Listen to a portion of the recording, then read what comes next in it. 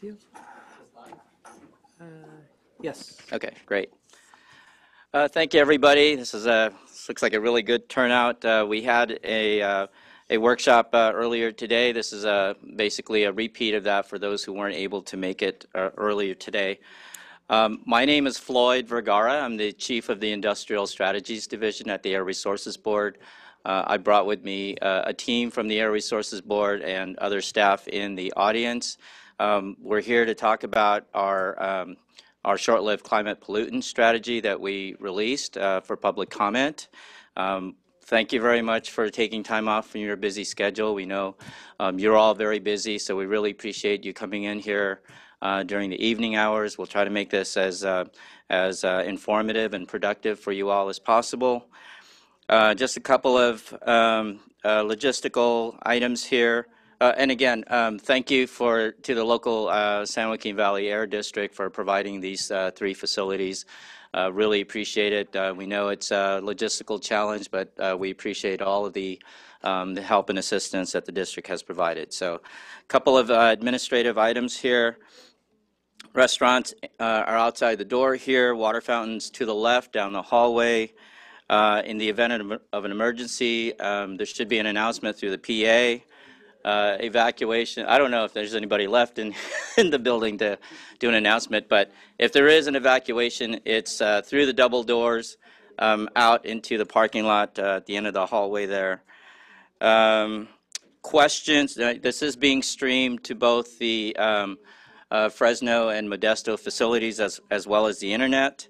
Anyone listening to this webcast, if they have a question, please feel free to submit the question to webcast@valleyair.org. We will print it out and hand it to the appropriate staff for a response. In the agenda today, we will have a presentation by staff, followed by actually we'll have opening comments by Dean Flores, one of our new board members.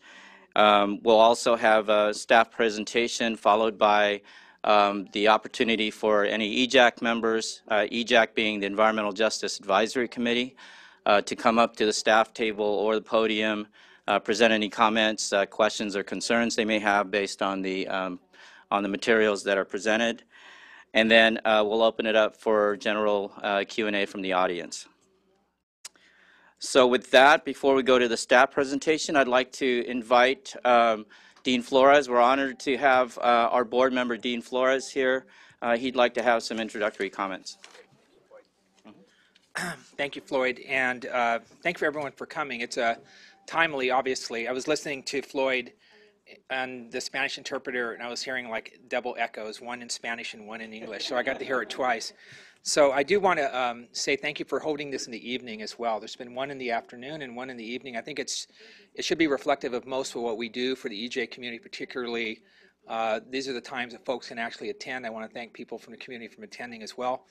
I would say that this is an appropriate place to have this workshop. Obviously, the American Lung Association, a new report, again puts Bakersfield on the top of the list in the nation in terms of PM 2.5. It has been our constant struggle. It has been an issue that clearly has gone beyond where we lie in the valley. There are serious things that we need to do, particularly on the methane side. I'm really hopeful as we go through the plan that people have great comments, but I will say I'm very proud of the board in at least preliminarily putting out that the changes on this particular side, particularly dairies, that it be mandated is a positive.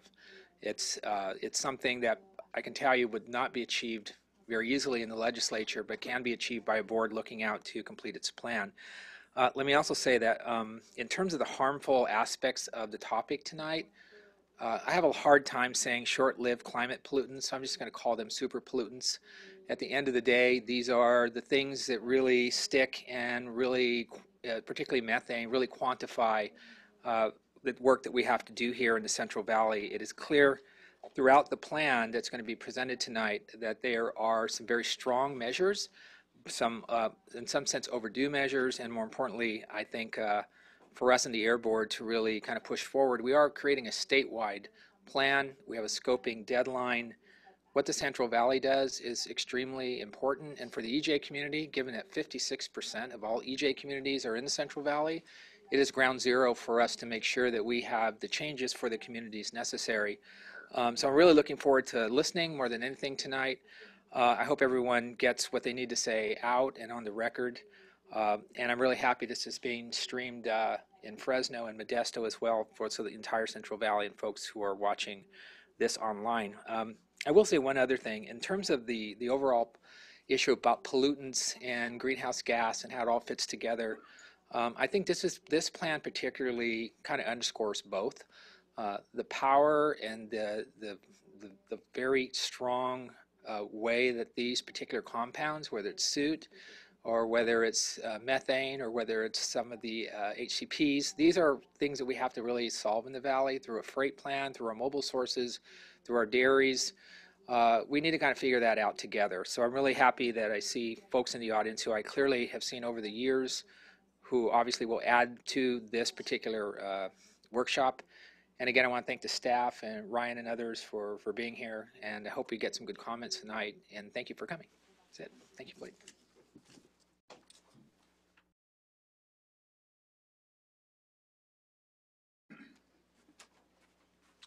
Thank you, Senator. Appreciate you being here. Thank you. And thank you all for being here. Appreciate you coming too and sharing your evening with us. We had a great workshop this afternoon, well attended, good conversation, and it looks like we're set to have another great workshop this evening. So thank you all for joining us. So we're here to discuss proposed short-lived climate pollutant strategy that the Air Resources Board released 2 or 3 weeks ago now. This is a revised draft to a proposed or a draft strategy that we released in September of last year, which came from a concept paper that we released in May of last year. So this is the third report, hopefully getting close to final, that we have had on this issue. And this is the 7th workshop now we've had on this issue. So we appreciate your participation throughout this process. And moving forward, there will be more process, and we appreciate your comments and informing us over the last year. So Floyd laid out the schedule for the presentation today. I do want to highlight there the email address for comments. If anyone's on the internet listening and wants to submit comments or questions via email, please do at webcast@valleyair.org. The email is listed there on the slide. And we will discuss any questions that come up over the internet. So we've been addressing methane and HFCs. Black carbon we've been addressing through air quality rules for decades, as long as we've been addressing air quality in the state. When AB 32 was passed in 2006, we took some early actions pursuant to that to address methane and HFCs. So we have done some work on short-lived pollutants or super pollutants. But I think what you're seeing now is a recognition that we need to do more and that we need to give methane and refrigerants the same focus that we have energy-related CO2 emissions. This is something that we recognized in our 2014 scoping plan update, along with the need to focus on natural resources and forests and wetlands and other natural landscapes as much as we have the built landscapes and energy and CO2 emissions. So we identified the need for a short-lived climate pollutant plan in the 2014 scoping plan update. That was subsequently codified in legislation through Senate Bill 605 by Senator Ricardo Lara. And that laid out a number of requirements that we need to include in a plan, which is now the plan that we'll be presenting today. The governor has highlighted the needs to address methane and super pollutants, short-lived climate pollutants, in a number of international forums in Paris at the climate conferences and other climate conferences. He's touted the goals that are in this plan. And so there is a lot of momentum behind these efforts. But we certainly want to continue to work on this, and as we move forward, do so in a prudent way to make sure that we're reducing emissions cost effectively and in a way that reduces air pollution and protects water quality and protects the industries too that are important to our economy here in California. In many ways, we already are a leader in reducing emissions, especially on black carbon. from our decades of efforts to address air quality in California. We have reduced black carbon emissions by over 90% since the 1960s. That has led to significant improvements in air quality and public health in California. Certainly, as Senator Flores mentioned, we're not out of the woods, and we know that here in Bakersfield, that this is still an important issue, and we need to continue to reduce particulate pollution and black carbon emissions. So we've made some good progress there. We're trying to share what we have learned with other countries and states and regions, but we need to do more, and that's what's outlined in this plan and through other efforts at the state to improve air quality and address climate moving forward. On methane, we have taken some steps. We have a regulation on landfills that was adopted as an early action measure under AB 32, but our efforts on methane have essentially flattened our estimate of methane emissions into the future, so there's more to do there. And HFCs are the fastest growing greenhouse gas both in California and globally. They're refrigerants, they're in aerosols, foams, insulation, and they've been used to replace chemicals that were putting a hole in the ozone layer that we have now phased out or are working to phase out under the Montreal Protocol globally. So as these replace those gases, this has become the fastest growing source of emissions. And there are available alternatives out there and more that are on the horizon. So this is a growing source. We've taken some steps that have reduced the growth of these emissions in California, but they're still growing, and we can and need to do more to address this sector as well. In the strategy, we have laid out some proposed targets to reduce black carbon emissions from non-forestry sectors by 50% by 2030, and methane and HFC emissions by 40% by 2030, compared to 2013 levels, which is the most recent numbers we have for our emissions inventory. We think these are ambitious goals, but achievable, and we think they are goals in line with what really the whole world needs to do to help stabilize global warming below 2 degrees Celsius. So we think this is an appropriate leading effort in California that we hope we can show the way forward and get others on board as well. One note here for those of you that follow the accounting of these things, we're using 20-year global warming potential values in accounting in this plan. From the fourth assessment of the IPCC, and that's sort of in the weeds here, but I think important to note that this compared to the convention of using 100-year global warming potential values, this highlights the importance and role of short-lived pollutants as key super pollutants and the impact that they have, the outsized impact on the near term. However, when you see numbers up here, they aren't going to align with what's in our official inventory, which still uses 100-year global warming potential values. So happy to discuss that more if people have more questions, but I did want to just put that note there. So this is our non-forest black carbon emissions inventory. Forests and wildfires in particular are responsible for about 2/3 of the state's black carbon emissions in an average wildfire year. So they are by far the largest source. However, it's one of the ones that's more difficult to control and not really, while our efforts and human interaction certainly influence wildfire seasons and the incidence and severity of wildfires, we can't entirely control it. So we pull it out here, but we do discuss it in the plan. I'll get to that in a minute. But these are our emissions from non-forestry sources.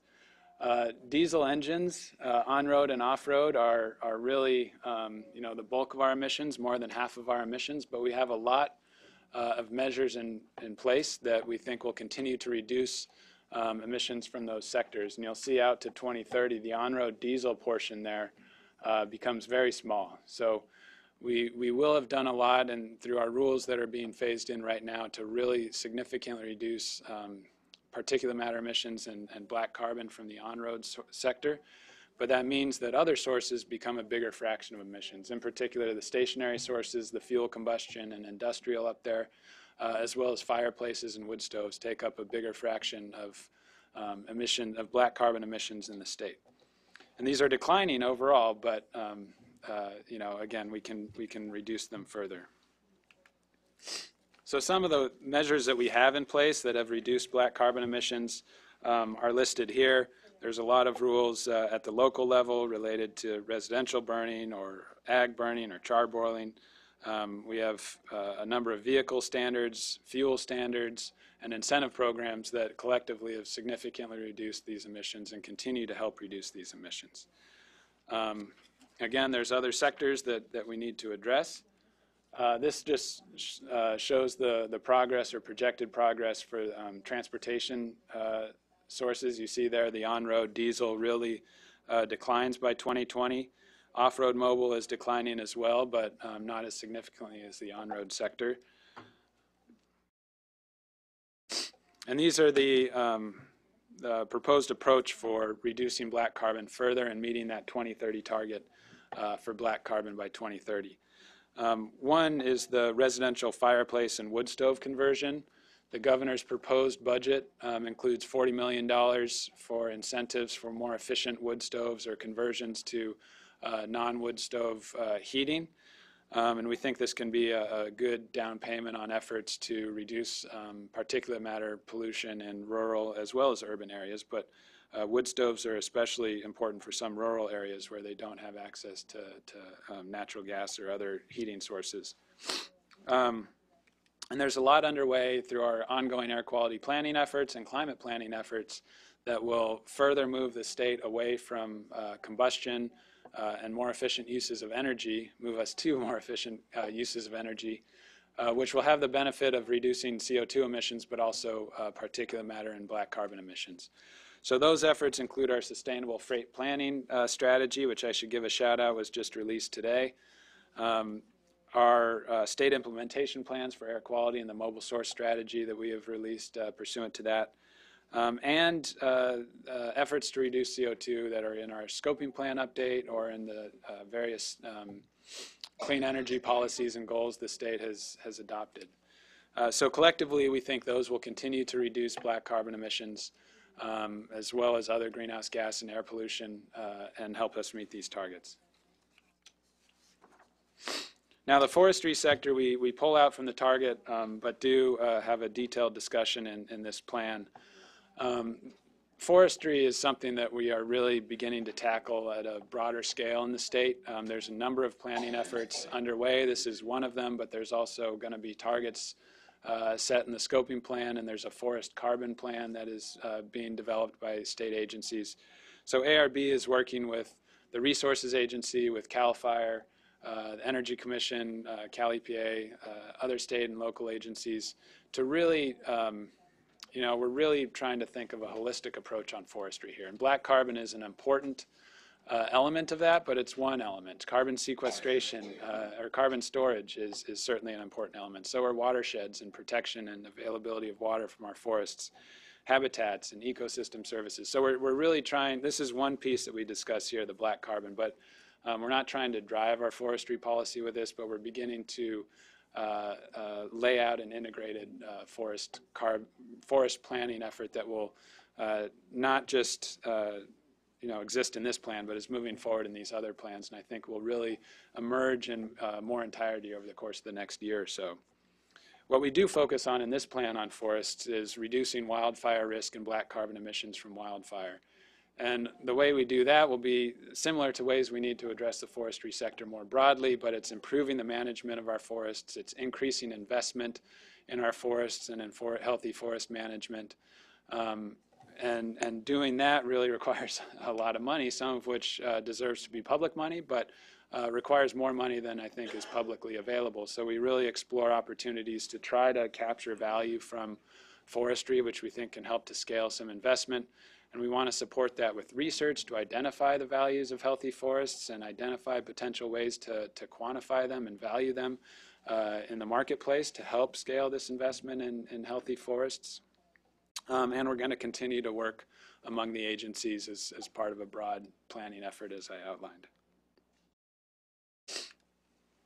On the methane piece, as I mentioned, our methane emissions are fairly flat, and you see in 2013 and 2030, emissions don't really change in our forecast. These forecasts, I should mention, are current emissions according to our inventory using those 20-year GWP values. and then estimates in 2030 with existing policies that are in place and on the books, not those that are under development or are being discussed in this plan, but those that, if we do nothing else, will continue forward. So methane, we've basically flatlined emissions, we think. Dairies are responsible for a significant portion of emissions, 45%, and 25% of that is, or 25% of the total, so more than half of the dairy fraction is from manure management, and the other big chunk is from enteric fermentation from the animals themselves. Landfills is another big piece, that's about 20%. And something that I like to highlight here is that if you look at the landfill piece and the dairy manure piece, that's 45% of our methane emissions, and those are organic waste streams that we can capture and utilize as a resource in California. So one of the things we want to that we do really emphasize in this plan and want to think about moving forward with all of you is how we best utilize that resource, how we best put it to use to create economic value and environmental benefits in California while we also reduce our methane emissions. One last note on that, I'll just note, you know, those of you that follow this space probably hear a lot about oil and gas. That's the sector that gets all the attention on methane nationally and internationally. It's an important sector here too, and certainly here in Bakersfield, but it's about 13% of our emissions. Currently, we see that going up a little bit, but not too much into the future. And so that's a sector we're addressing, and obviously a critical sector to continue to address, but I just want to highlight it's less of an issue here in California, or less of a share of our methane emissions than it is nationally and in a number of other places. So this is our sort of formula for meeting these emissions reductions in this plan, or our proposal. About half the emissions reductions would come from changes in dairy manure management, and a fairly aggressive strategy to avoid methane or capture methane from dairy manure. We also have a goal for enteric fermentation emissions. This is something that is emerging in the research and needs to continue to be validated and proven. The ability for different feed additives or other strategies to reduce enteric fermentation emissions from cows while not hindering production or animal welfare in any way. The wastewater, industrial, and other sources in oil and gas sector, we're showing about a 40 to 45% emission reduction, and that really comes from identifying and capturing leaks, you know, wherever they occur. Certainly, the oil and gas system is a big one, but at wastewater treatment plants and anywhere else too, we want to improve our monitoring efforts and identify leaks as quickly as we can and plug them, you know, whether it's renewable gas or fossil gas. That's something we're doing a lot already. We have efforts at the ground level to measure and monitor emissions. We have efforts using satellites and planes that we're flying over, and we're going to continue to do that and accelerate our efforts there and hopefully get better at capturing or identifying and plugging leaks wherever they occur. So just to run through those in a little bit more detail, on the dairy side, we're proposing strong targets for manure management to reduce emissions 20% from manure management by 2020, 50% by 2025, and 75% by 2030. And we're proposing to open a rulemaking process working with CDFA and others to start this next year to look at well, to work towards that 75% reduction target, certainly by 2030. That process will be a fully public, open regulatory process that would likely take, you know, some years to work through, and through that process we would be trying to identify the best approach to do this in a way that avoids any leakage of emissions to other states. That means, you know, dairies just leaving the state and emitting somewhere else, so you're not actually reducing emissions. That's not the goal. We want to actually reduce global methane emissions, but we want to do so in a way that is protective of air quality and water quality and is doable and feasible with the dairy industry as well. So we look forward to that discussion. We look forward to the discussions leading up to that to help inform the best way to do so. I'll just say there's no. Okay, sorry about that. On landfills, we're proposing to develop a regulation by 2018, working with the waste agency, CalRecycle, to virtually eliminate organic disposal in landfills by 2025. And as part of this, we're proposing a food waste rescue and recovery program, which is capturing food that can still be eaten and getting it to food banks and in the mouths of hungry people that need access to food. Food insecurity is still certainly a huge issue here in California, and we want to make sure that our efforts to reduce methane at landfills prioritize utilizing existing resources and putting food to good use. I think it starts with eating, and to the extent it can't go there, then we'll look at digestion or composting. So we're going to work with CalRecycle. They're doing a lot on that already. CDFA is doing stuff on this as well. That's more, I think, capturing, fruit that's not being eaten. But we want to pull these efforts together as we move forward on our landfill measures here. Wastewater treatment plants offer a big opportunity, we think, to utilize existing capacity to digest a lot of, especially food waste. There's some estimates that existing wastewater treatment capacity can handle about 75% of the food waste that the state generates.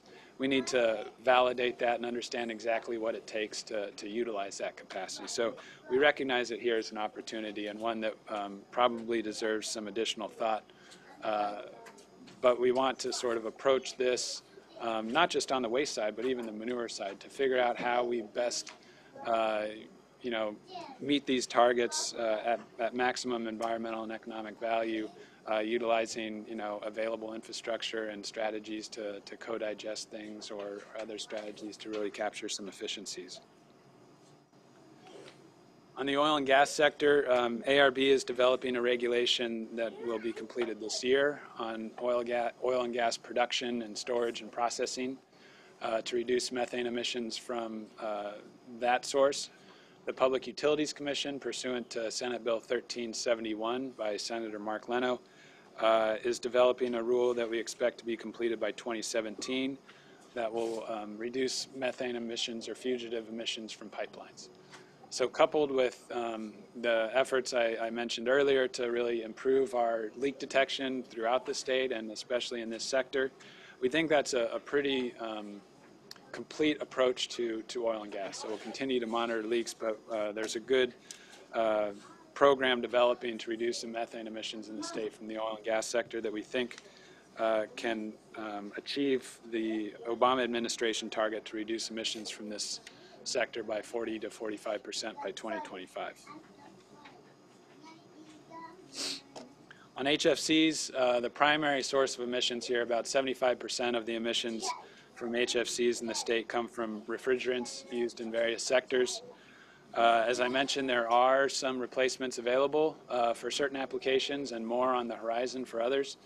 And so there's an opportunity here to really capture some significant reductions.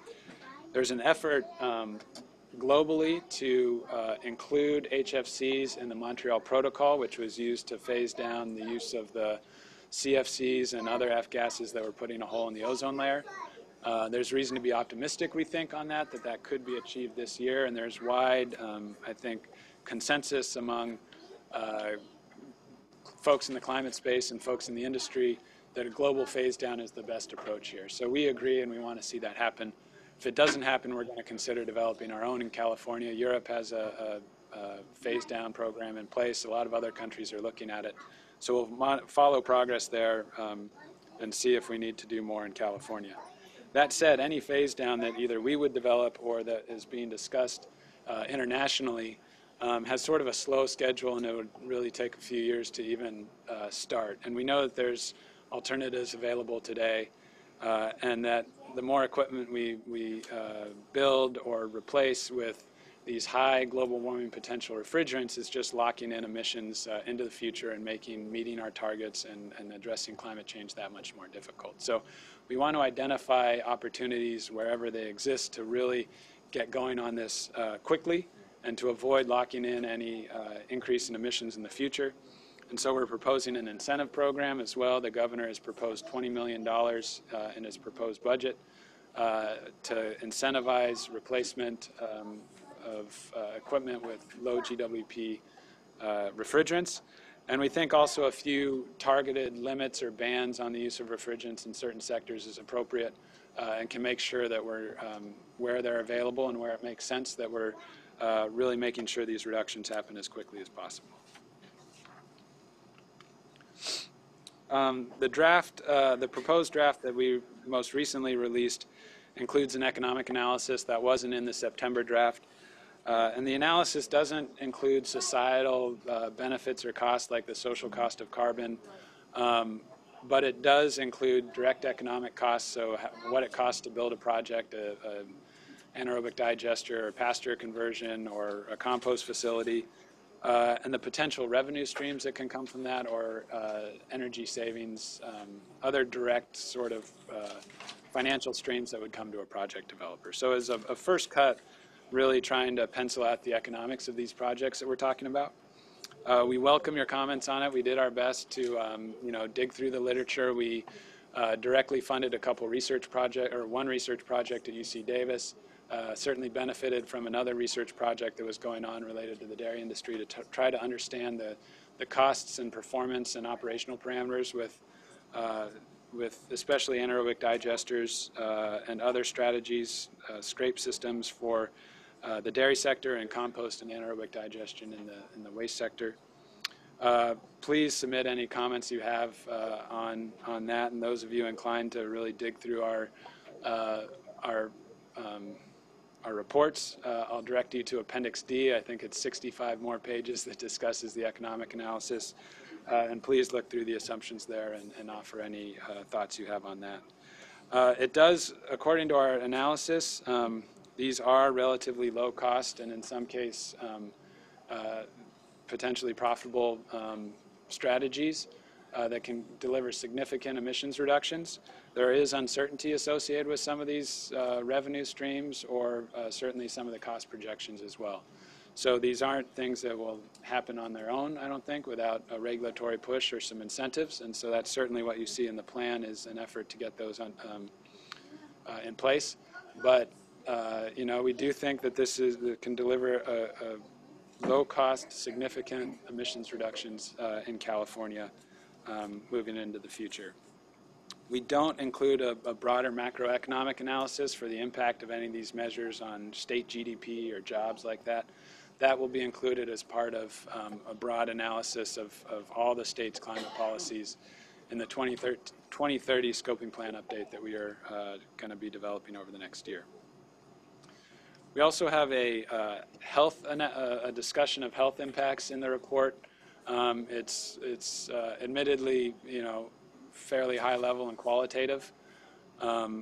We recognize that there have been a lot of health benefits associated with our efforts to date, especially on black carbon.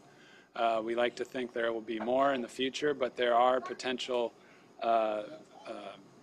impacts from some of these efforts. Anytime you're building something, there's construction emissions, and we want to make sure that what we do moving forward, again, that we're not trading off climate pollutants for air pollutants or vice versa. So we want to pursue the strategies that deliver the best environmental and economic performance, and we think that we can, and we do think that there's potential significant health as well as economic and climate benefits associated with this. But we do need to continue to think about that and the best approaches moving forward. Some of this is reflected in an environmental analysis we released. We completed a draft environmental analysis and released it with a proposed strategy. Staff determined that the proposed actions in the proposed strategy may potentially have significant impacts to some resource areas. However, these impacts, as I mentioned, are mainly due to short-term construction-related activities. Staff is committed to working with other state and local agencies to ensure that any steps taken pursuant to the proposed strategy avoid environmental trade-offs and maximize potential environmental benefits where feasible. The draft environmental analysis was released for a 45-day comment period, which started on April 11th, 2016, and will end on May 26th, 2016. Staff will prepare written responses to all the relevant draft environmental analysis comments received, including those received today. So we are, as I think Floyd mentioned, we are recording this conversation and we'll post it on our website. We encourage you in your comments to identify yourself if you're so inclined and speak into the microphone so that we can be sure to capture these comments.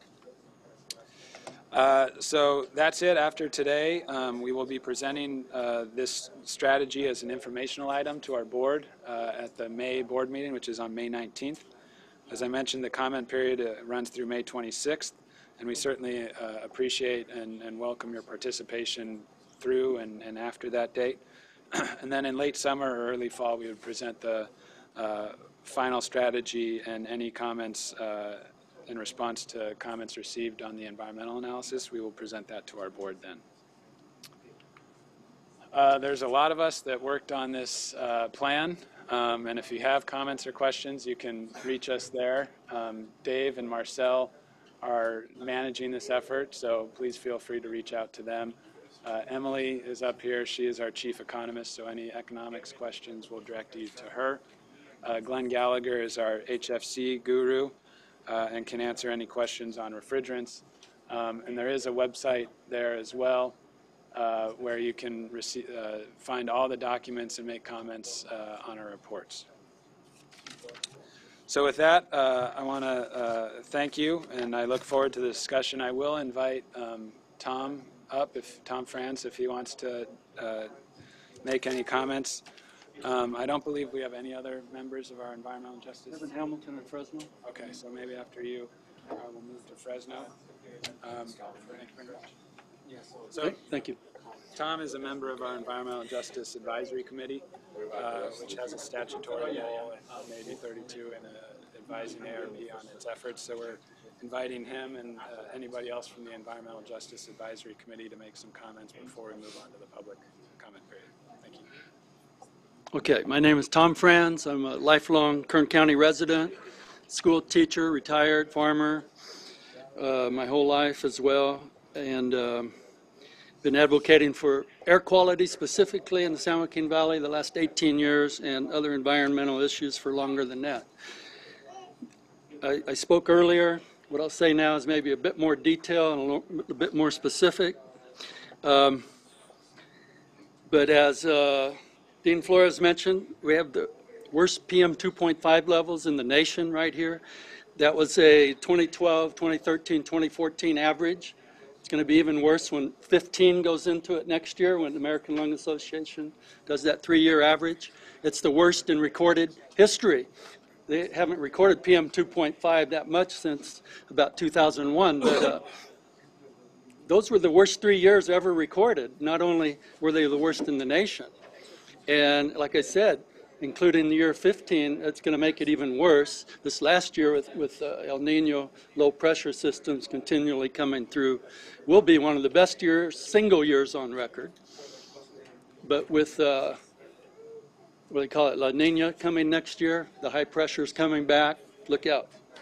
Because the last few years when we had bad levels of particulates, I don't see anything changing yet. So that's where a plan like this has to look for co-benefits wherever possible. We heard the dairy industry people pretty much threaten that without subsidies and without voluntary action on their part, they weren't going to do anything. Well, the last 4 years, that was the situation. They had incentive money from cap and trade, offset money, and they had this voluntary opportunity, and they did nothing.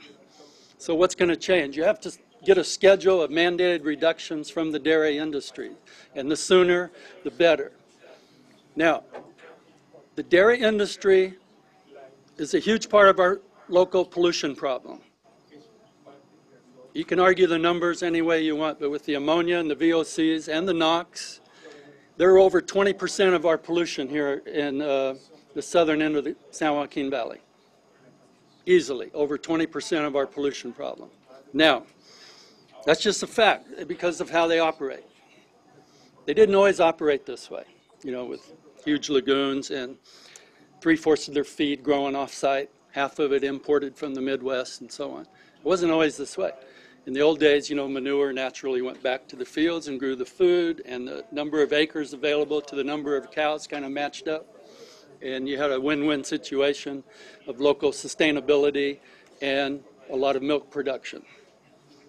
So that's all changed. It's an industrial factory type situation. To give them avoided methane credits under the low carbon fuel standard is outrageous. I've never heard of such a thing because they're emitting so much methane artificially because they don't have to. You could avoid much of that methane. But because they're emitting it, now if they capture a little bit, they get a huge negative carbon credit. So are you going to give the oil industry that same negative carbon credit for capturing some of their extra methane now from naturally leaking systems? Do they get that credit too? I don't think so. So why should the dairy industry get that negative carbon credit for capturing, for avoiding methane emissions when they don't have to produce those emissions in the first place, and when a lot of those emissions are based on an intense fossil fuel economy that they maintain themselves on, with all the imported food, and they import fertilizer to grow their feed because they have to get rid of the ammonia. There's no place to put it. And it's inconvenient to use it sometimes. So they buy synthetic fertilizer like I do for my almonds. And my urea comes from places like Trinidad, where they burn pet coke from Houston refineries for the energy to make urea. And then it's imported here and it's cheap, so we're using it. And I want to know can you answer me right now, is N2O from the synthetic fertilizers farming uses on their fields, are those emissions considered short-lived climate pollutants? Because I haven't seen any attempt to regulate those yet. They are not. They are long-lived gases. There was some discussion at some point of whether we should make this a non-CO2 plan and include N2O. Ultimately, we didn't, but that's something we need to tackle and want to tackle as well. Okay, so we have this synergy of I'm importing synthetic nitrogen and putting greenhouse gases in the air. The dairy's putting ammonia in the air right next door to me. And you're going to pay them vast amounts of money to capture some of their methane. If you're going to pay them at all, please say that they have to capture ammonia as well and put it to good use. If you're going to subsidize their methane capture. Then you start, that good use is people like me can buy that ammonia instead of importing it from Trinidad or Russia or Canada, where they use dirty fuels to make it. The fireplace rule, or I mean the fireplace, let's call it a subsidy, because you talked about $40 million. I guess that's for the whole state, because you're talking about reducing black carbon statewide. Here we have a serious black carbon problem in the terms of air pollution. And our air district, you know, keeps asking for money because they can give it out to people to change out their fireplaces. Basically, people are taking their old wood-burning stove and getting new certified wood-burning stoves. Those new stoves still emit almost 1/3 as much black carbon and fine particulates as the non-certified stoves. They're not clean. And then the air district here says you can burn those when the air is bad, when other people can't burn. They say if you don't have a certified stove, you can't burn when the air gets above 20 micrograms per cubic meter. But they say if you have a certified wood stove, you can burn wood and pollute the air when it's between 20 and 65 micrograms per cubic meter. So you're going to pay people to buy a new wood stove, mostly wealthy people, and so they can pollute our air when the air is pretty bad. And all in the name now of reducing black carbon. It didn't make sense to me when the air district did their whole plan, and now you're going to beg for money to subsidize that plan even further. So I hope you drop that idea. Flaring of methane. Where I live on prime farmland between Shafter and Wasco in the middle of the valley, there's not that much oil production. The oil's out in the west of me, 30 miles, like in the Bell Ridge oil field, and it's to the east of me in Pozo and Kern River oil fields, but it's not out in the middle, except there is oil there, actually more and more these days. There's sort of an expansion into the prime farmland. So where I live, within 7 miles of where I live, I count 5 active flares that are burning excess methane, waste gas. They all have emergency permits. So if you start, I think when you start tightening down on the methane leaks and so on, in different processes, we'll get more of that flaring. And these are not best available control technology flares. These are just stacked flares. And they're burning. Sometimes I can drive around, they're all burning at once. Sometimes it's always at least 2 of them. And I've checked the figures. Sometimes one flare is burning 3 million cubic feet of gas a day. And it's under emergency measures, and it's polluting our air. You know, and there's escaping gases as well. But we're getting lots of NOx and stuff like that from this flaring. So I hope that you ensure that all flaring use best available control technology, whether it's emergency flaring or any other, because that emergency flare rule that our air district gives the oil industry is very weak. Almost any excuse, including the excuse of we can't find a buyer, is used to flare gas in Kern County under emergency measures. And then I mentioned earlier, not today, about hundreds of acres of open wastewater ponds for produced water that smells like hydrocarbons if you get near them. And we know there's methane coming off of these ponds. Hundreds and hundreds of acres of wastewater ponds, especially on the west side of the valley.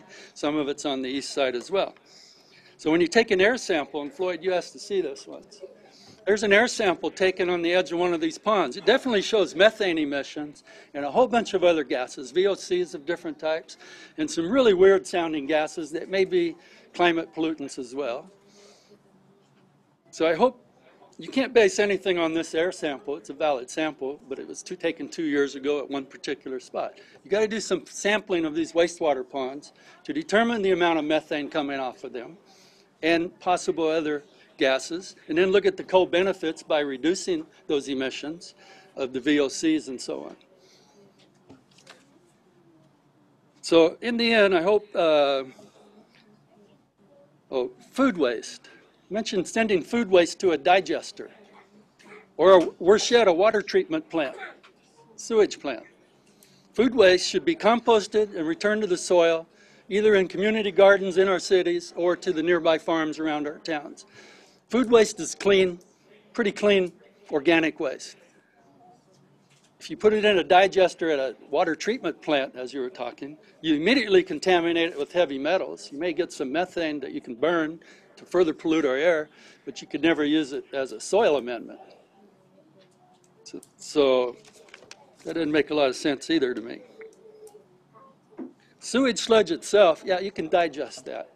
We don't want that on our farms because of the heavy metals. So go ahead, and that's the only place there should be any digesters in this state on the sewage sludge. That should be required at every water treatment plant. Thank you.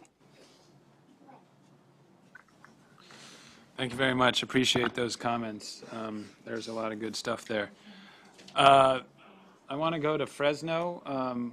Kevin Hamilton, are you there, and are you interested in making some comments? Yes, Kevin is heading to the podium right now. Okay, just while he's doing that, I do also want to recognize Luis Almedo, who is listening online. We don't have the capability to have him make comments, but appreciate him listening in and participating. He's also a member of our Environmental Justice Advisory Committee. Thanks. So I want to start out by saying I'm not exactly comfortable with this idea of somehow pushing the Environmental Justice Committee members to the front of the podium like this. I don't think our comments, quite honestly, are any more valid than anybody's in this room. So I want to be very respectful about that, and I'm not sure who came up with this process, but I'm going to publicly ask them to reconsider it for the future. I will say a very short Tom is so eloquent and so well informed about this that I could never hope to match the technical expertise that he brings to the table on these issues. However, this is all about accountability and responsibility. So we tend to preach a lot here in the Valley about how important jobs are, and they absolutely are. And I've even heard it used in a statement that somebody would sacrifice their own life to have this job, knowing that their family is fed every day and that they are housed. I grew up in a community like that, and my first job coming out of the service was in a steel mill where that deal was made every day. That's not a deal that anyone should have to make. And in fact, the people who are creating pollution that are causing health impacts in our community need to take a look at that and take responsibility and be accountable for the health impacts that they're creating. If there is an available technology, and I really don't care how expensive it is or what it says about your industry or the cost to you economically in your industry, you need to be using it to remove those health impacts to your communities. If you can't feasibly do that, then I'll be quite frank with you from my perspective, you need to leave those communities, because there is no excuse for committing health impacts or putting health impacts on a community in some way affecting their health in a negative fashion through your pursuit of economic well-being. If people understood the deal that they were making very clearly, I don't know that many of them would make that deal. And even if they're willing to, they don't speak for the rest of the residents who are being inflicted with that same health impact. So when we talk about short-lived climate pollutants, we're talking about pollutants that have some of the most significant health impacts of any in all of the range of pollutants out there, which is pretty incredible. Black carbon itself is a terrible cancer-causing pollutant that also triggers heart disease and can cause even stroke in people. So we need to understand that the pollution from these things is not just sitting on the surface of people's skin, it's being inhaled into their bodies and moving out into their bloodstream and causing their organs to actually develop poorly in children and to develop diseases as people get older. So this is not something that's sort of out there and we're just thinking it might be possible and it's a risk about this and that. This is what's actually happening inside people. And this needs to stop. And if there's a way to stop this through the industry that you operate, you need to take that direction and you need to spend that money and you need to stop that. If in the meantime, along the way, we can see ARB provide some quote-unquote incentive funding to help people do that, that's great. But I'm not willing to wait a day if that technology is available for you to do that. I'm very concerned when you start talking about periods of time that you want to wait to begin the regulatory process. Experience tells us that period can be years and years and years. During that same period of time, everybody in this room is going to be experiencing the health impacts of those pollutants.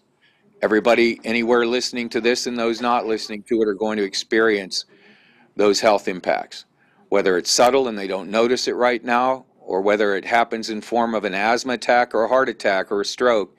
It will happen, and it will happen soon.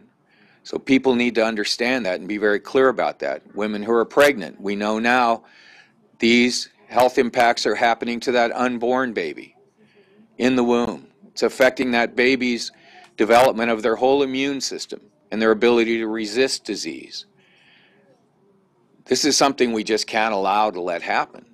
So when you talk about the idea of creating a soft entry for folks into this idea of limiting the pollution they produce, when I look at the dairy industry and how it's exploded, as Tom mentioned, from an industry that once was sustainable and a friendly neighbor to those who had to live in the same community with it, that's now become a large industrial source of pollution where the number of cows is equal to what used to be where I come from, a 6-mile-long steel mill that didn't allow you to paint your house white because it turned gray after a few years. That's what's happening in your lungs, by the way, if you live adjacent to these pollution sources. That's just unconscionable, and we can't allow that to happen. And maybe that particular part of this industry doesn't belong here in this region. You just have to make that decision. You mentioned that you don't want to have leakage. I was just really stunned by your saying that. In fact, if you find that an industry is not going to do well here in California in this climate where we're protecting health above all else, then it's possible that industry is not going to be here. And in fact, I imagine any community it might move to, unless it changes its ways, may not be all that friendly to it anywhere else either. So we need to be a little bit more disciplined and a little bit more aggressive in our approaches to these things. Thank you for your attention. Thank you very much. With that, I do want to open up the podium here to anybody in the room who has comments. We'll start here and then we'll go down to Fresno, and if anyone joined Modesto there as well. So please just come up, introduce yourself, speak into the microphone clearly so we can make sure we're capturing your comments, and look forward to the discussion. Thanks.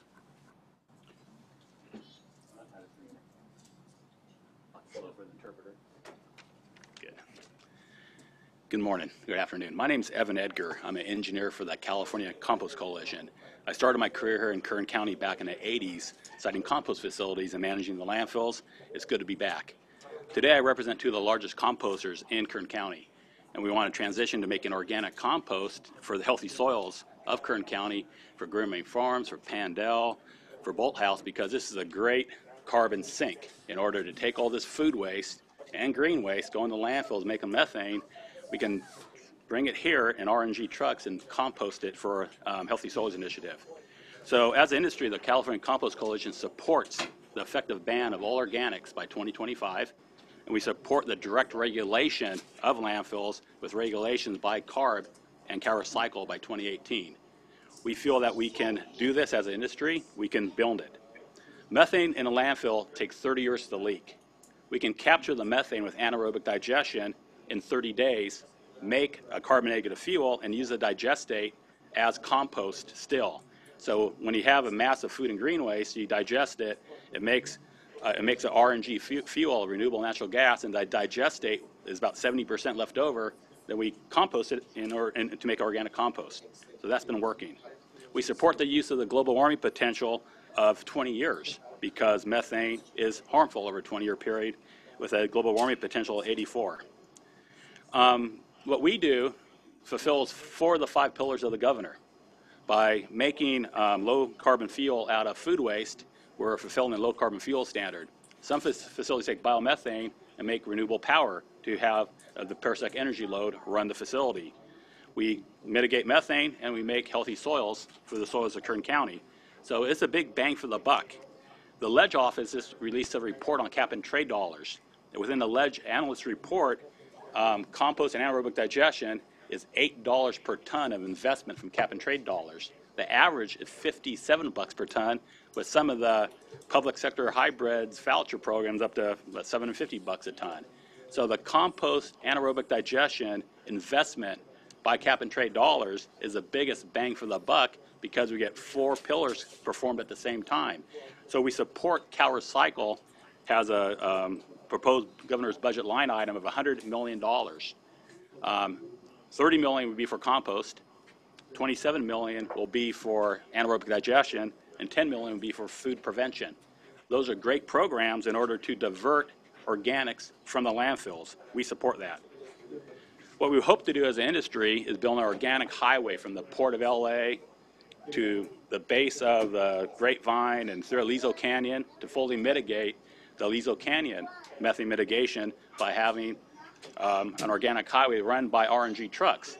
These RNG trucks will use the new engines by Cummins Westport that will be available in 2018 that are extremely low NOx. They're ultra low NOx. So as an industry, all these garbage trucks that are Class 7 heavy duty will be buying these new engines from Cummins Westport that are on the market right now, which are extremely low NOx and low noise and carbon negative fuel.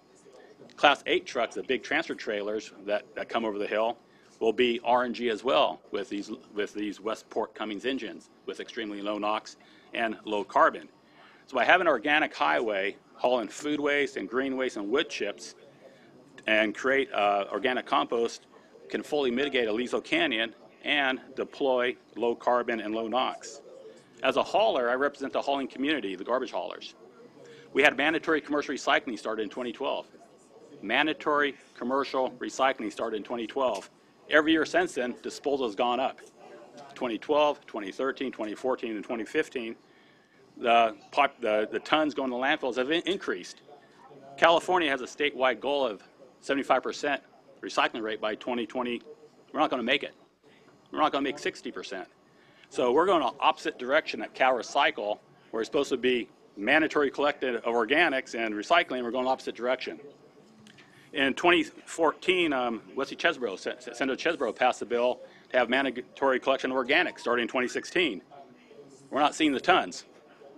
So on the collection side with Cal Recycle, we don't have the enforcement.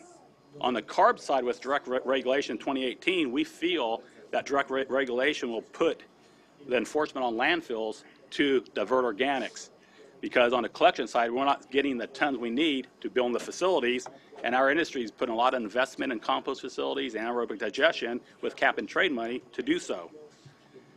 So this short-lived climate pollutant plan is a plan before the ban. We feel it's workable. It has good enforcement measures. It's a low-cost leader, and we will build it, and with this plan, they will come. So we support the plan, and we'll be there at the CARB meeting and to fully support this effort. Good work.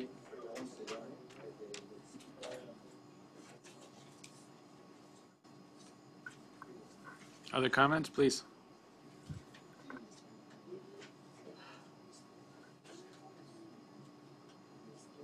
My name is Robert Hasbrock, and thanks for coming down and having the meeting. I'm not near as eloquent as the environmental guys we had heard talking. They've been doing this for a while. I'm just sitting, listening. I'm new listening to this a little bit, and I'm just kind of wondering. I heard the term aggressive but achievable in regards to some of the targets, and as I'm looking at things being proposed, I'm just wondering, my issue is to a certain extent the diesel emissions. I know, I heard the comment that if you're polluting, you got to stop. Well, the new engines that are going to be getting us down the road are just now, the Tier 4 engines are just now being released. And we're looking at how we're going to repower our fleets, the off-road fleets in particular. And the capital assets, the capital acquisition costs are going to be out there. It's tremendous. The engines are just now becoming available, and we can't just repower our equipment. It's complete new equipment, and we don't have CapEx to do that. So it's the time frame that I see happening, and the dollars. I just kind of wondering about the economic analysis, how that really was done, because for people I've talked with so far, they thought it was going to be an engine change, and we're looking at 10 times the cost for our equipment. Do we want to fight improvements? I don't think anybody living in this valley, working in this valley, wants to fight improvements in air quality. We have children, we're suffering the same health, and so we do want to see progress made. And we know we have to do our parts. But I wonder, I really would like to know that we're considering the impacts to small business, the impacts to large business that have employees that have to, will have transport issues as the fuel cost increase. Economic viability is hugely important. We need clean air, but if people aren't eating well, if they're having to put off going to the doctor, there are other health impacts that are impacted as well. So those choices are important, and money doesn't buy happiness, it gives options. It doesn't buy health, but it gives you options. And we cannot stop economic activity in the pursuit of clean air only. We've got to look at a balanced approach. That's all I want to say. I'll probably submit some comments, but thank you. Thank you, and thank you for coming out to participate in this.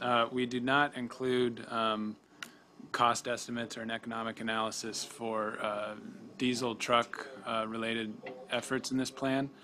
Those are maybe being developed, and maybe Emily or Edie wants to talk to this, but under various air quality planning efforts, scoping planning efforts, there's separate economic analysis that might capture some of that. Certainly there's continued incentive programs, including the governor's budget has $500 million for low carbon transportation that can help incentivize some of these things, but maybe Emily or Edie wants to comment on this. No, I think you hit a major issue right on the head. It's how do we sort of balance economic viability and environmental health, and it's a really big issue. There's trade-offs anywhere you look. To the point, we include diesel, the cost of a diesel truck. We assume I think $250,000 for a low NOx diesel truck in the economic analysis. And really what we're looking at in the economic analysis is really the direct regulatory costs. So these are the costs of building projects. It doesn't include the macroeconomic benefits or costs. That would be to sort of auxiliary industries or to households at a local level.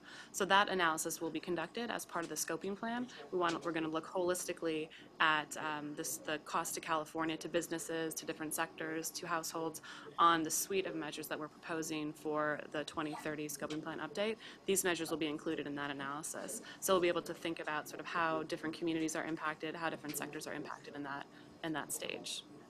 This was sort of the first cut to sort of get a bound of sort of what the direct regulatory costs might be, given lots of uncertainty.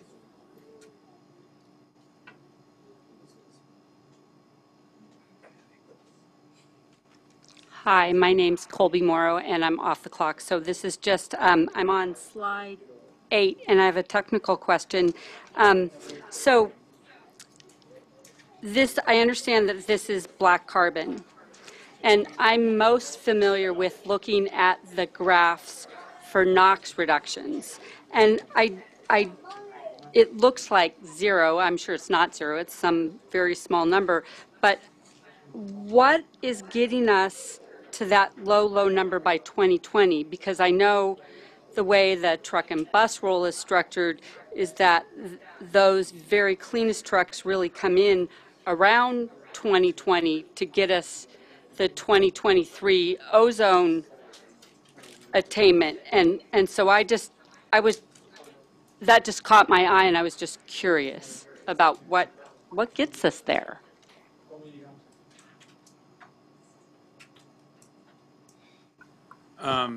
Yeah, I think it is primarily the in-use fleet rule. You know, I can dig into it further. We have a number of modeling efforts through our MFAC model, our vision model, and we've also documented on the website our inventory methods, including the forecasts. But I don't know if anyone here can speak to it better than I can, but otherwise we can follow up and try to. And maybe it's just really 2023, like ozone. It just caught my eye. Thanks. It's caught my eye before too. I should have looked.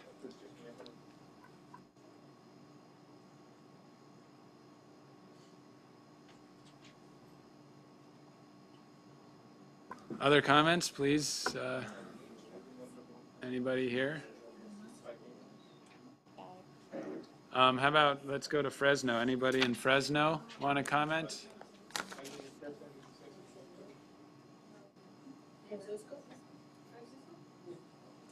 Yes, we have one commenter coming. Okay.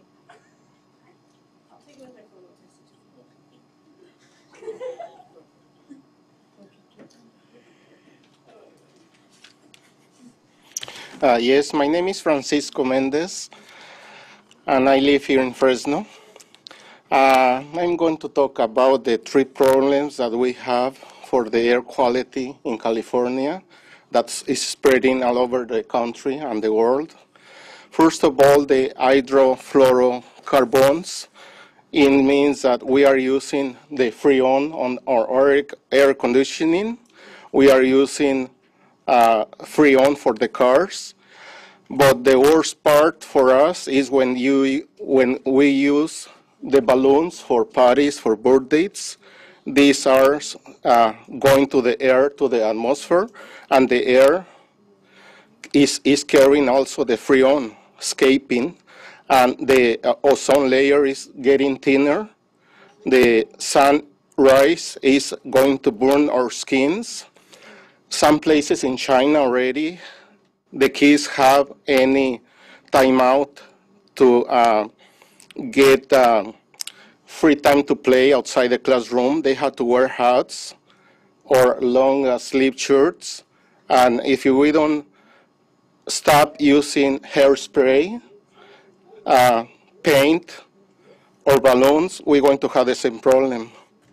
The other problem we have also, as you know, everybody, we have a lot of cows in California. Lucky we don't have elephants because the problem will be worse. A lot of cows are in Tulare County. This problem with the cows started less than 15 years ago, or around 15 years. I used to work also at the dairy farm. I was a supervisor, milker, attending the cattle and everything. I know it was a big problem.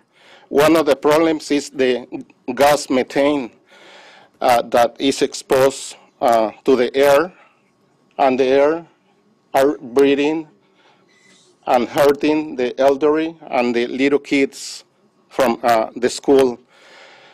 A lot of kids, even they have 2, 3, 4, 6 years old, and they have already asthma.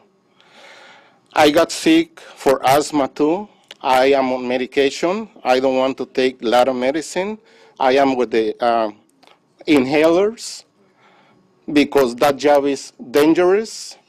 Some of my relatives says I used to work like in the chemical plants. Even my doctor prescribed me a high doses of medication. And she's a lady, and this doctor of mine asked me if I smoke or drink a lot because my organs was already 10, 15 older than my usually age. So the gas methane is 44 times higher than the wood stove or the firewood. Means that when we are breathing the smoke from a bus or a car, compared to gas methane, we'll be dead in 2 minutes with methane gas. So if it's too many cows in one area, we need to spread all those dairies or reduce the cows in one small area. The last part is about the black carbon. The black carbon is the emissions of the cars, the big trucks, the firewood, but the districts, the air quality districts, example the one here in Fresno, I believe they have no control. Because I am asking about this huge problem. With the drought, we have a drought already, extremely drought for about 5 years. There is no rain, there is no water. The vineyard are getting dry. The almond trees are getting dry. Who is watching the farmers? What are they doing with those trees? The farmers are burning those trees. Nobody cares about this problem.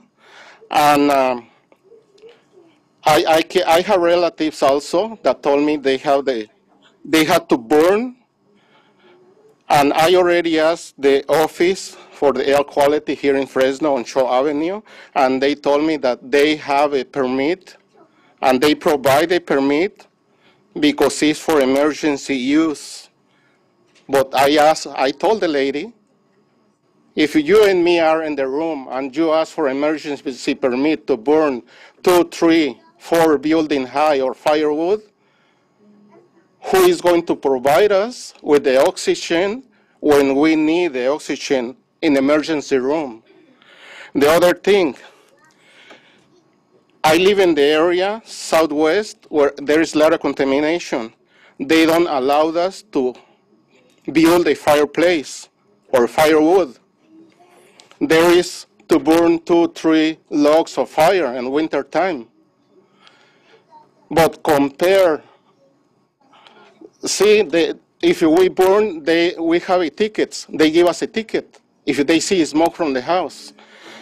But compared to the ranchers and farmers that they are burning with permit, And also they are burning without permit when it's foggy days here in Fresno County, here in San Joaquin Valley.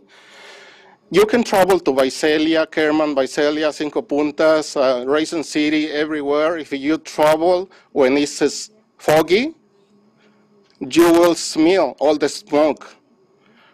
But who cares about who is burning and who is watching about the farmers who is burning on foggy days? The expectancy life is very short for us. Like, I had to take medicine, I had to take inhalers, and overall, I had to sleep with the CPAP machine to breathe during the night. This had to be changed. I don't have money to live to my kids, I don't have money to live to my grandson. The only thing I want to leave to them is the fresh air quality to breathe for everybody. Thank you.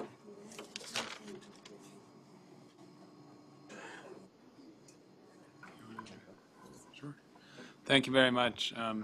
Glenn's going to address the HFC. Thank you for your comments. I can respond to some of the concerns about ozone depleting substances and refrigerants and propellants. It's true that about half of the refrigerants still being used are ozone depleting, but their use is going away quickly because of the Montreal Protocol signed back in 1987, which is probably the most successful international treaty ever signed because it costs very little and is extremely effective. But as you heard Ryan say, these ozone depleting substances, mostly refrigerants, are being replaced with hydrofluorocarbons, which are extremely global warming. So there's a lot more work to do there, and that's why we have 4 measures in the scoping plan, the SLCP, to try to address that. We're also hoping that the HFCs do get included in the Montreal Protocol type global international phase down, and which we think is going to be the most cost effective and kind of the way that it's going to work more easily for everybody. California was the leader in reducing the hydrofluorocarbons from aerosol propellants. We had some early action measures from AB 32 back in 2007, 2008 that were recently adopted nationally by the US EPA. So we are trying to be a leader on these issues for affordable replacements to the high global warming potential refrigerants. So thank you for those comments. Thanks. Other comments in Fresno? Hello, good evening. My name is Janaki Jagannath. I'm with the San Joaquin Valley Sustainable Agriculture Collaborative. We're a coalition of environmental justice groups that are working with industry as well as with agencies towards agricultural policy that's sound and sustainable for our farm worker communities. I wanted to thank you very much for coming out to Bakersfield, coming out to the Valley, and I've seen all of the public participation that you all have been striving for in this process, so thank you for that. And we're also delighted to hear about the process that's underway for the regulation of methane release. I wanted to just talk to you specifically about 2 environmental justice issues that really pose an opportunity for you both, and they were already brought up by California Compost Coalition, but just to expand a little bit on the environmental justice co-benefits that are possible through composting.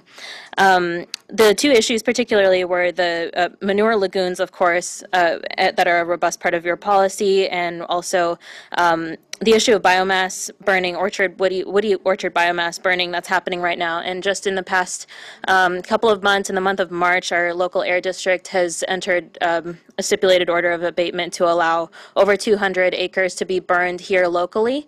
I'm not sure if that's something that ARB is tracking or is aware of the fact that with the decline of the biomass incineration industry, we've seen an increased number of acreages being allowed to be burned. And of course, we're not even in burn season. That's coming up in October.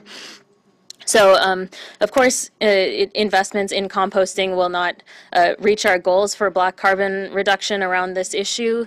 However, looking long term, we do need the short term issue to be addressed as well, that this black carbon coming from orchard burning is impacting our local communities first and the worst. However, looking long term at the potential to align the removal of orchard waste with manure management, really compost is really one of our most robust potential solutions here. And we do need that localized source of nutrient-rich soil amendments that leads to greater soil health in our communities, carbon sequestration, and soil organic matter content. And we encourage ARB to really look at the linkage between soil health and environmental justice, which I think hasn't been made in the past. And we're really excited about the Healthy Soils Initiative and working with you to increase the investment in the Healthy Soils work inside environmental justice communities that would have the most localized benefit from that. Additionally, lastly, just to keep it brief, we just wanted to say that the investments in co-digestion will be something that have localized issues related to air quality and the nuisance issue for a lot of community residents. We've already seen that happen with a co-digestion facility in Tulare County that has been a smell and a sound problem, as well as bringing in an incredible amount of traffic that leads to localized diesel pollution. And we just want to see that there is a little bit more systems thought around an incorporation of an environmental justice strategy when we're talking about investing in a very expensive and equipment-intensive solution such as co-digestion. And we really believe that composting should not be the second or last priority, but rather should be the first, both to achieve the governor's goals for reducing organic waste, as well as for around orchard waste management. So thank you so much once again, and we look forward to working with you. Thanks so much for coming out. Thank you very much. I appreciate those comments. More Fresno folks?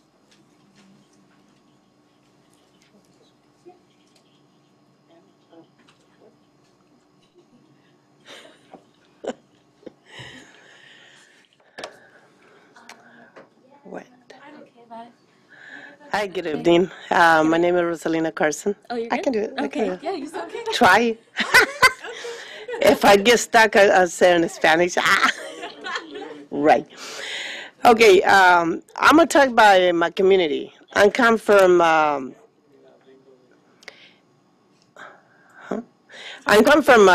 Jane Addams, District 3. Yes, and so we got a lot of contamination in air, especially right now with what is there? With El Tren Bala, with the high speed rail. Yes, there's contraction right now, and it's real hard to live in that area. I live at the little trailer park. It's close to 99, and so we've been living in it for 15 years, and the contamination is 24 hours a day. And we've been asking to stay away all this, like UPS, we got close. So they moved from the place of where it was on 99 and Golden State. So they moved to close to Jane Addams. It's elementary school. So it's more contamination. We got a lot of industries in there too. And so what I'm asking right now is to pay attention to the communities there. They nobody recognize those places. They're really living a hard life. All the people that live there, they're having a hard time to live, especially us. With all the construction going on right now, it's around us. It's a lot of noise and in all the cottonwood or whatever. I don't know what they're doing, but looks like it's destroying all the freeway. So pay attention more with those communities. There are a lot of people, they're low income. This is what we live in that area. And it's 92% of the kids from that elementary school, they have asthma problems.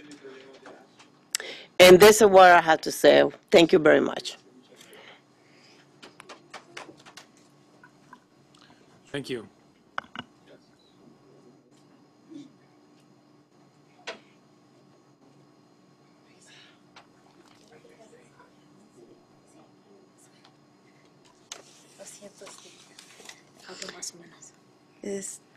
Yo soy Estela Ortega y vengo del Distrito 7, de aquí Fresno. ¿Cómo se llama usted? Estela Ortega. This is Estela Ortega from the 31st, from the 26th district. Quisiera que hubiera una reducción del gas metano de las lecherías, de que se reduciera y que estuviéramos, que aseguraran el 40% y que nos dijeran también cómo van a usar las estrategias para reducir el gas metano de las lecherías, porque... ¿Puedo traducir? Sorry, I got her introduction wrong. She's from the 7th district, and her comment was that she would like to speak about the methane gas release in the community, and that she would like to see how the strategy is going to be implemented to achieve the 40% reduction. Vivimos muchas comunidades alrededor de lecherías y nos afecta mucho como a las familias que tenemos niños, porque en veces ellos se enferman del asma y tienen problemas de respiración. She says we live in communities in and around the dairies, and oftentimes our children deal with illnesses, respiratory illnesses, and other lung illnesses. Y nos gustaría también actualizaciones anuales sobre los avances del cumplimiento de la meta. We would like to see the goals met every year regarding the attainment of the goals for methane reduction. Todos estamos haciendo, nosotros como comunidad, una parte para lograr mejorar la calidad del aire, pero yo pienso que también las lecherías tienen que hacer lo que para reducir el gas metano. She says that everybody is doing their part, everybody in the community is doing their part to achieve the methane reductions, but she believes that the methane producing industry, the dairy industry itself, should be doing something to reduce methane as well. Y quisiéramos que fuera real y que fuera seguro, que regularan el gas metano de las lecherías y que nos digan cuáles son sus estrategias para nosotros saber. And she would like to see specifically what are the reduction measures, what are the requirements of dairies to achieve those reduction measures. Es todo y gracias. That's everything, and thank you. Thank you very much. I appreciate those comments. We know that there's a lot of strategies available to reduce methane emissions at dairies, and we want to support those that make sense. And one thing will maybe be better or preferred in one area and another thing somewhere else. We'll be fleshing out regulations once we start this process next year and identifying the path forward that seems to make the most sense and deliver the best path forward for success. So thank you, and please stay tuned and continue to participate through those processes. Others in Fresno?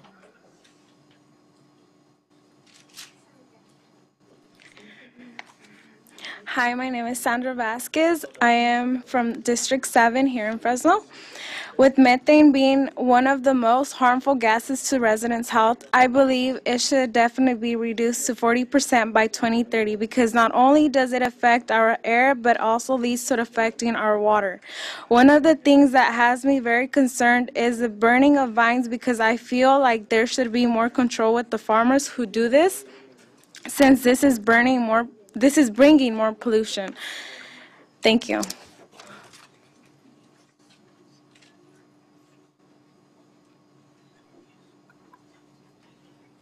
Thank you.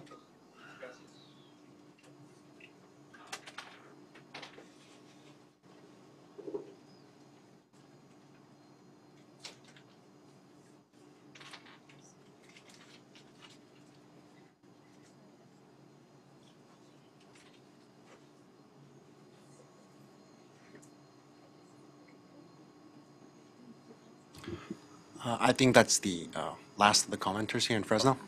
Thank you. I thought I saw somebody going up. I'm going to read we did receive at least 2 comments online, just 2. The first one says, can you comment on the potential for the expansion of hydrofracking to lead to an increase of methane from oil and gas production activities? particularly through existing geological pathways that are common in California, and to whether or not there is any effort to monitor, research, et cetera, with regards to the flat emissions assumption that I mentioned. So certainly we're investing a lot to improve our estimates of emissions of methane, of also carbon dioxide and other pollutants in our emissions inventory. We've done some research that has really helped us to true up measurements that we're taking in the atmosphere with our estimates in the inventory. We'll continue to support that work. In particular on the issue of fracking and potential for increasing emissions from oil and gas production in California. Those efforts would be covered by the regulation that ARB is developing this year. So our expectation is that it would not lead to an, whatever your assumption about oil and gas is, it would be covered by our rule that we are developing this year. So we would expect that methane emissions would decrease into the future in California from that sector. The other question is how will reductions from what will reductions from the oil and gas sector look like when it comes to enforcement? Current DOGGR regulations state that pipelines under 3 feet in diameter do not get regular monitoring by operators nor DOGGR, but these pipelines could run for hundreds of miles across the county and rarely or never get tested or monitored. So again, our monitoring efforts, I think, are specific to certain sources, but also general, and so we're hoping to get a better understanding and identification of leaks in the future. I think we're having some good success and will continue to. DOGGR's regulations I can't directly speak to, but we are currently working with DOGGR and other state agencies on a number of efforts related to oil and gas and pipelines in general. Will be covered by the PUC regulation under Senate Bill 1371. So hopefully that addresses that question. Any other comments in Bakersfield here or Fresno, please?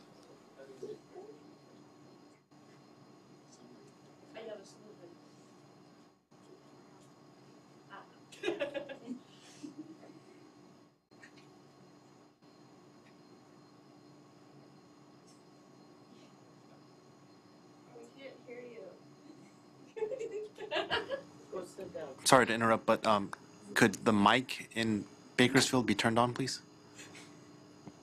It is now. Are we good? Okay. Yes, we can hear you now.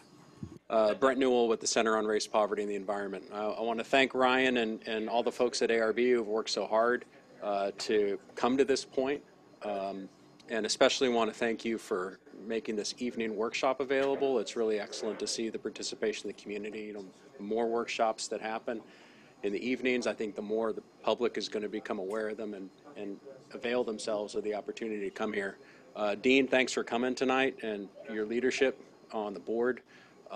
It's so great to see the board shift from this voluntary approach for existing dairies that came out in the concept paper in the first draft to the new approach, which is to require reductions from existing dairies. It's in this existing draft.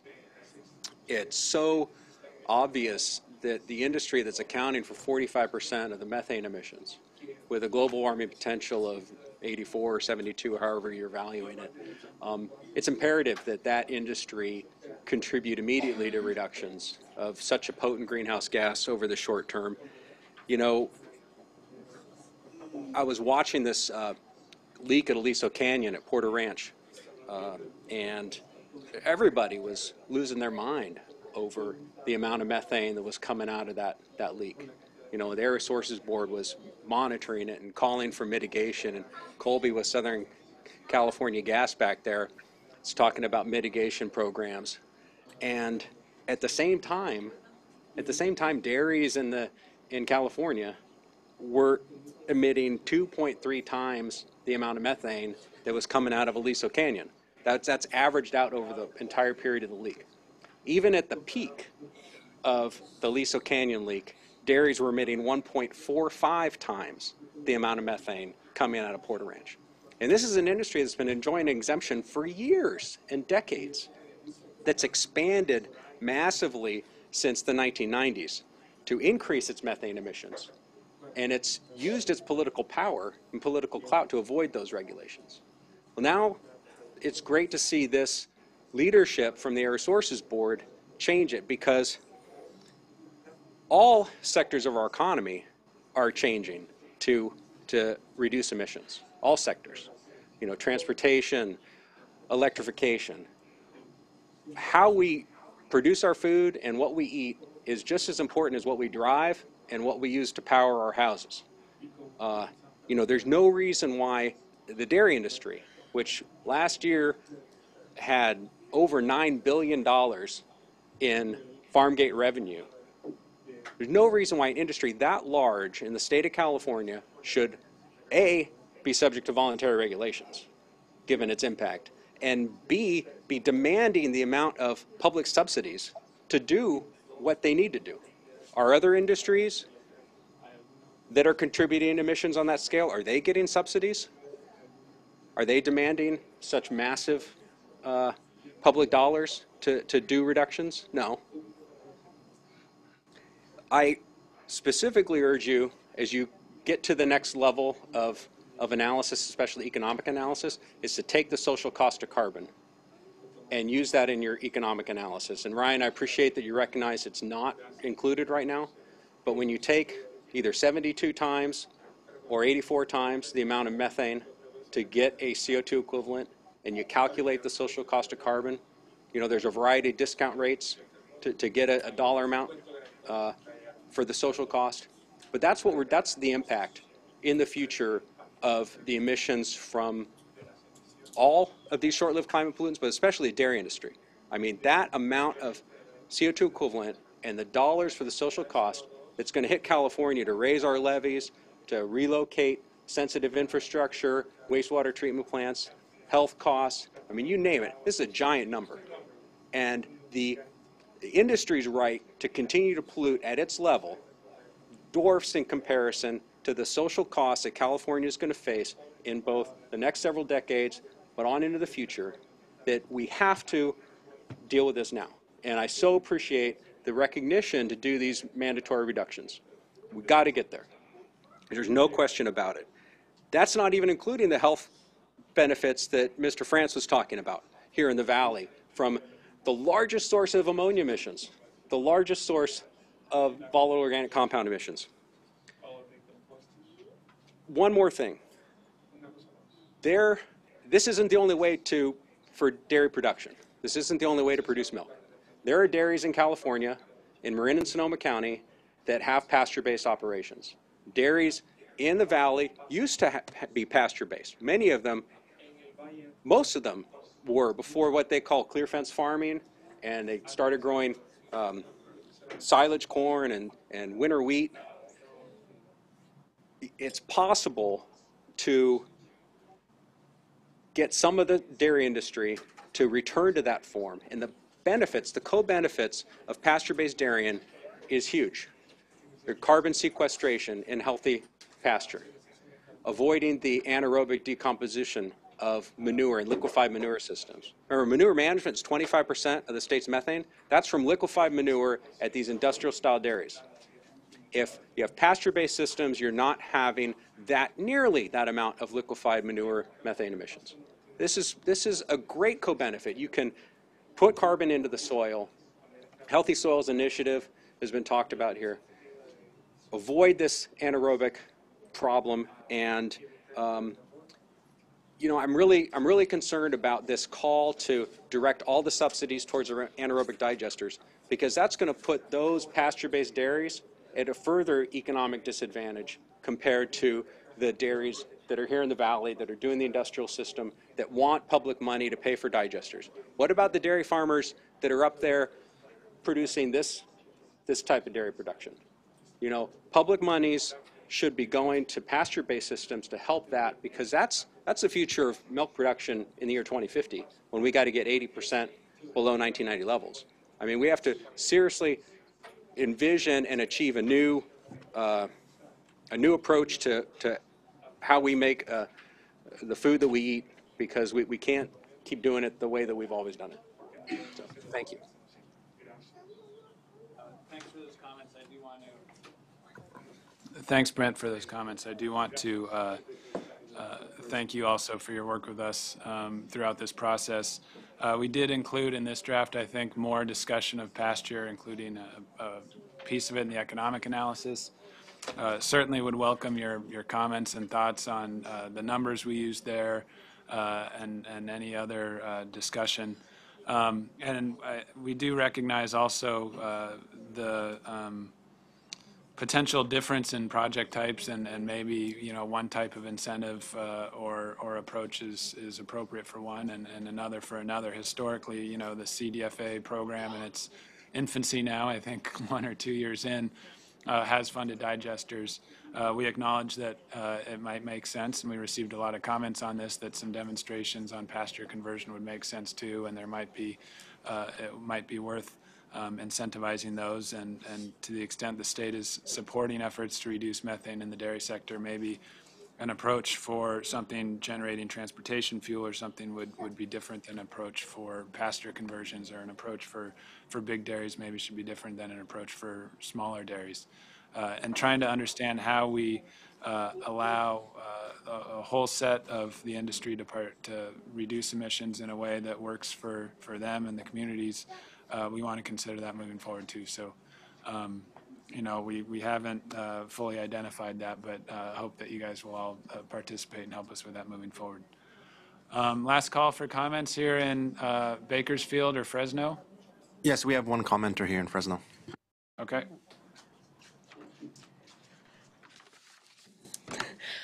Hi, Kaylin Hammond with Leadership Council for Justice and Accountability and resident of Fresno.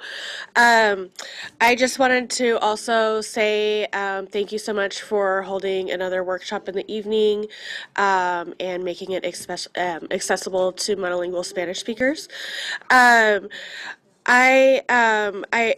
I mean, there's been a lot of talk about digesters, and I also want to urge the ARB to look at the localized impacts of those.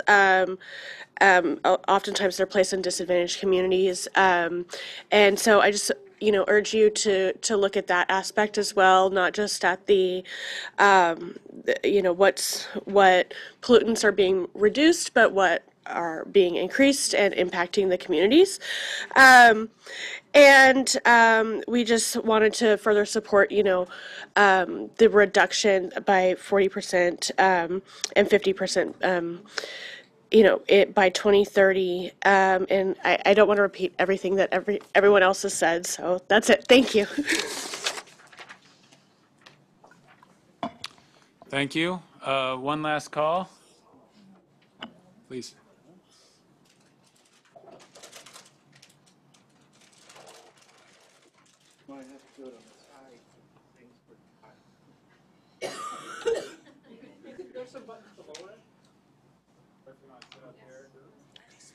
No, I'll just do it here. That's fine. There we go. Thank you. That's okay. My voice will get out there. My name is Lupe Martinez. I live in Delano. I'm also with Center on Race, Poverty, and the Environment. I wasn't really going to speak, but things came popping out in my mind. You know, we've been at this for a long, long time. Brent had different color hair. Well, I didn't want to say that, but and I had more hair. My hair was different. So we've been at it for a while. However, you know, there's been industries who have had a free ride for a long, long time. And normally, our communities don't speak about the scientific or the numbers, but we speak about what the cost is to our health, the cost to our children, to our grandchildren, and what we've been seeing.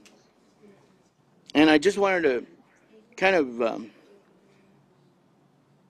you know, connect what's going on in the country And why is there so much anger within the country right now?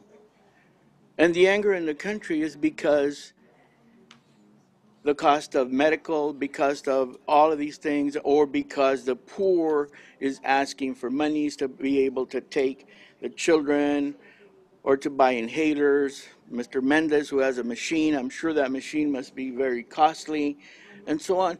So when we connect it, you know, it's all connected to the same problems that we create or that we allow to create. In this instance, it was mentioned, and it's been mentioned, and we know for a fact that in Tulare County, there's probably more cows than people that live there. So we have an industry who has polluted for a long, long time. We know that the methane is something that we've got to work at very quickly here. We know how bad it is and how it damages the lungs, and we know how our kids are suffering from asthma. And I have seen children who are 2, 3 years old and already have inhalers. My grandson, who sleeps at night, I hear his lungs like they're filled with water and stuff. So those are the things that maybe we don't have the numbers and we don't have all of the scientific numbers, but we do know about the cost of the health within our families. We're always held hostage because of the jobs, and we all need jobs. We don't differ from that, and I know that we all need to maintain and sustain our families. But at what cost is that job coming? I think we need to really consider that. And certainly my message at this point is that we really need to look at all of the issues, the cows, in fact, within the diesel trucks and everything else. I understand that we need to look at all of it, but we need to do it swifter. We need to do it faster. I haven't got 10 or 20 more years to see where we're going to be at. So I think we need to move as quickly as possible so that our country also feels that there is a relief and that there is a relief on a lot of the other issues, which is all connected, like I said. I thank you for your time. I thank you for listening to us. Certainly, there's been times when we've had to yell and scream, but today is one of those days that we're nice and calm. Thank you. Thank you. Anybody else? Okay, well, I do want to thank you all for coming on an evening, on sharing your night with us. I thought this was great, both our discussions today. I enjoyed the conversation. I appreciate your participation and your thoughts. We're charged at ARB, with reducing air pollution, obviously, and under AB 32 with addressing the economic aspect, the potential for leakage, and certainly the air pollution and the environmental justice aspect as well. So we're trying to balance that all here. That's what you see in this proposed strategy. Certainly, we can continue to work on it and refine it, and appreciate your help in doing so and your participation moving forward. I want to thank the air districts one more time, including Leonard here and the staff in Fresno and Modesto for their help and for sticking around later for the translator. And again, all of you. Senator Flores, you opened us up. Do you want to have any closing remarks for us?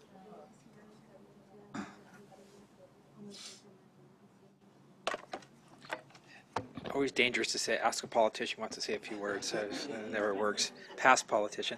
Let me just say, I want to thank everybody for coming tonight. These are the kinds of things we need to do, and I want to thank the Air Board for doing 2 of them today. So this has been a good fact-finding mission for you folks. I will say that both Lupe and Tom and of course Brent, their comments for the folks in the Valley, the EJ community really mean a lot, and I hope the board and I hope the staff take those to heart and try to figure out more solutions as we start to work through a scoping plan as well. And so I do want to say thank you, and to Kevin and to folks that were in Fresno. I think that is something we definitely want to continue have these conversations. I will say one thing I did learn tonight that I don't know if we touched on enough was that our local air board really I plan to talk to Syed obviously in the next couple of weeks, but I think we have a statewide plan, and our local board has to play, kind of get in sync, if you will, with the rest of what we're trying to achieve from our board's level. That's more of a board-to-board thing, and I plan to talk to some board members as well. But, you know, what concerned me is I heard this, and I think Janik mentioned this from Fresno on the biomass issue.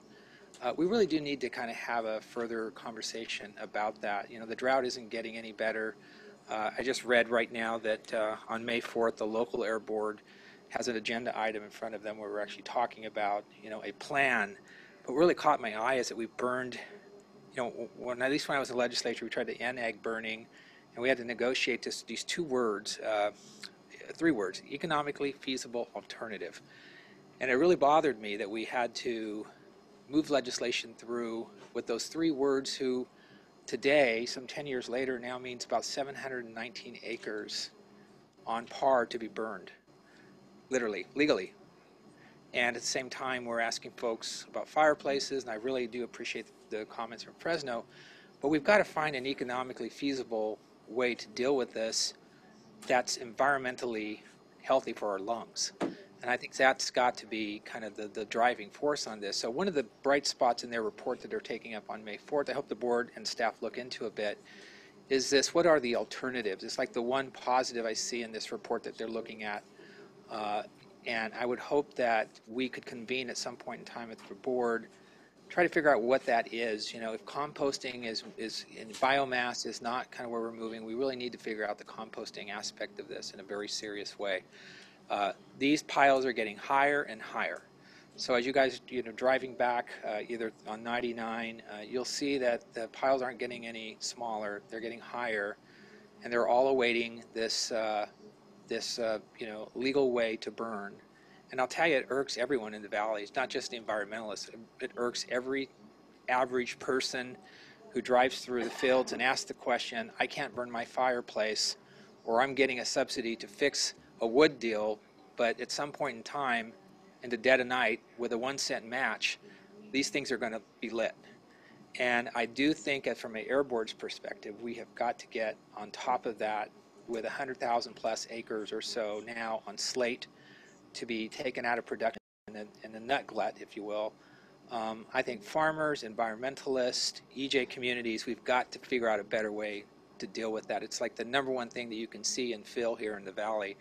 So, you know, I would just hope that we have some board report at some point in time, other than kind of what's happening at the local district.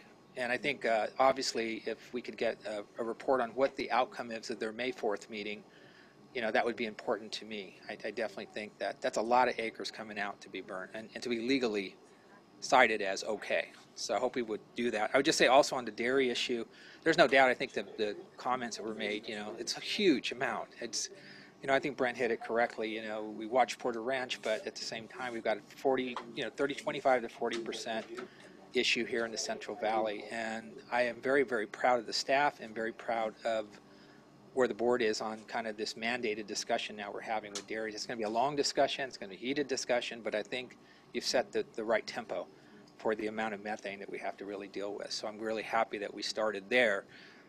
And I can tell you, having kicked that around the legislature, it's at the right place, the air board. I think it's the right place to have that discussion. So I want to thank the staff for at least beginning the discussion there. I think that's very, very good. I want to thank everybody for coming tonight. And more importantly, I hope to have more of these. And really appreciate all your time, all your staff and folks in coming down tonight. Thanks. Thank you all. We're adjourned and appreciate your coming. Thank you.